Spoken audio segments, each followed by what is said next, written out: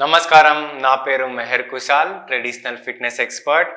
ఈ వీడియోలో మనం పడుకొని చేసే ఆసనాల గురించి తెలుసుకుందాం.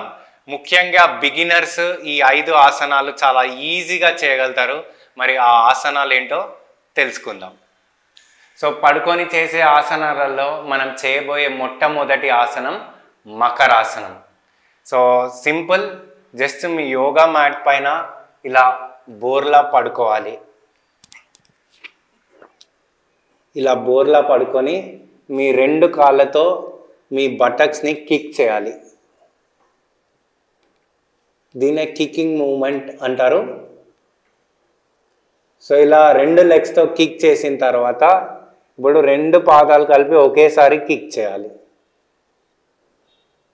ఇలా కొద్ది క్షణాలు చేసిన తర్వాత 2 కాళ్ళని రొటేషన్ చేయాలి, గుండ్రంగా తిప్పాలి.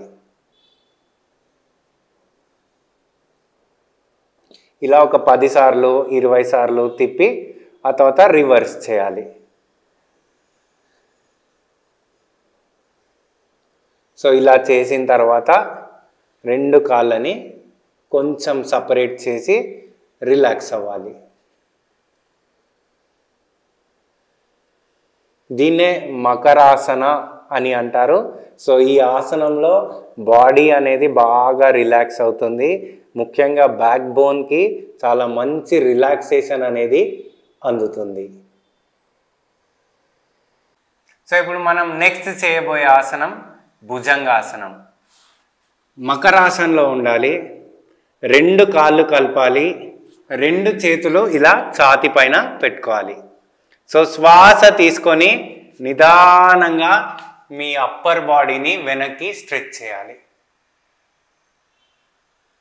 సో దీన్నే భుజంగాసనము అని అంటారు.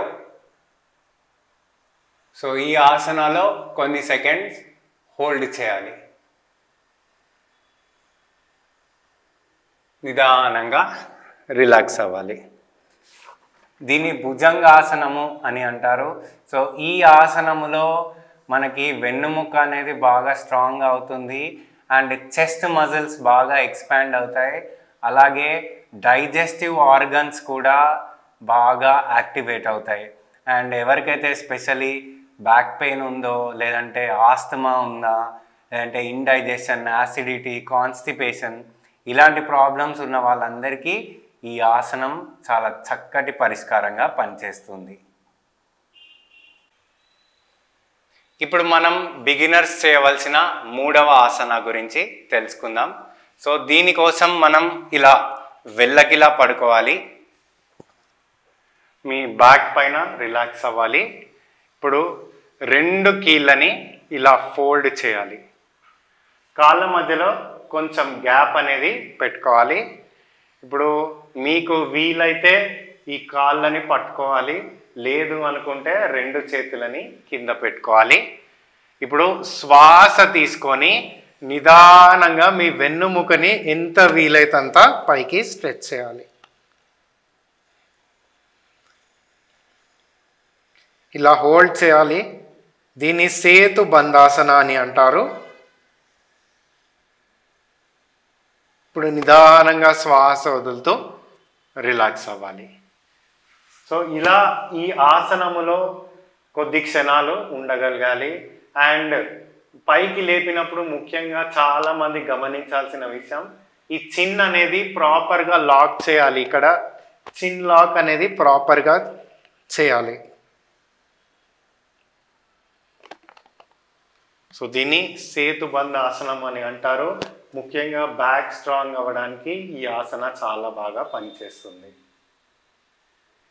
ఇప్పుడు నెక్స్ట్ మనం చేయబోయే 4వ ఆసనం పవనముక్తాసనం. ఇది కూడా చాలా సింపుల్. 2 కాళ్ళు ఇలా పైకి లేపి ఇలా టైట్గా పొట్ట పైన ప్రెస్ చేయాలి. సో ఎంత వీలైతే అంత టైట్గా ప్రెస్ చేసి హోల్డ్ చేయగలగాలి. సో మీ తల భాగం మీ 2 కీళ్ళ మధ్యలో ఉండాలి. దీన్నే పవనముక్తాసనం అని అంటారు. ఈ ఆసనం పొట్ట తగ్గడానికి, అలాగే జీర్ణ వ్యవస్థ బాగా పనిచేయడానికి చాలా హెల్ప్ చేస్తుంది. అండ్ ముఖ్యంగా ఇండైజెషన్ ప్రాబ్లం ఉన్న వాళ్ళు కానీ, లేదంటే యాసిడిటీ ప్రాబ్లం ఉన్న వాళ్ళు కానీ, ముఖ్యంగా కాన్స్టిపేషన్ ప్రాబ్లం ఉన్న వాళ్ళకి ఈ ఆసనం అనేది చాలా మంచి పరిష్కారం లభిస్తుంది ఈ ఆసనంలో. ఇప్పుడు మనం బిగినర్స్ చేయవలసిన లాస్ట్ ఆసనం గురించి తెలుసుకుందాం, ఉత్థాన పాదాసనం. సో ఉత్థాన అంటే పైకి లేవడం, పాదాలు అంటే కాళ్ళు. ఉత్థాన పాదాసనం అంటే ఈ రెండు కాళ్ళని పైకి లేపడం.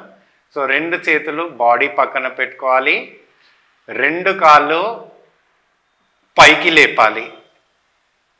ఇలా 90 డిగ్రీస్లో పైకి లేవాలి, కాళ్ళు స్ట్రెయిట్గా ఉండాలి. ఈ పొజిషన్లో హోల్డ్ చేయగలగాలి.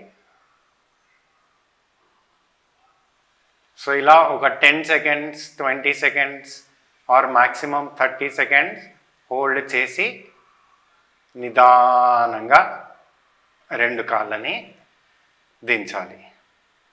సో దీన్నే ఉత్థాన పాదాసన అని అంటారు. పొట్ట తగ్గడానికి ఈ ఆసన చాలా బాగా పనిచేస్తుంది. సో ఈ 5 ఆసనాలు వేసిన తర్వాత కొద్ది క్షణాలు శవాసనంలో రిలాక్స్ అవ్వాలి, కాళ్ళ మధ్యలో గ్యాప్ ఇవ్వాలి, అరచేతులు ఆకాశం వైపు పెట్టుకోవాలి, కళ్ళు మూసుకొని హాయిగా కొద్ది క్షణాలు శవాసనంలో విశ్రాంతి పొందాలి.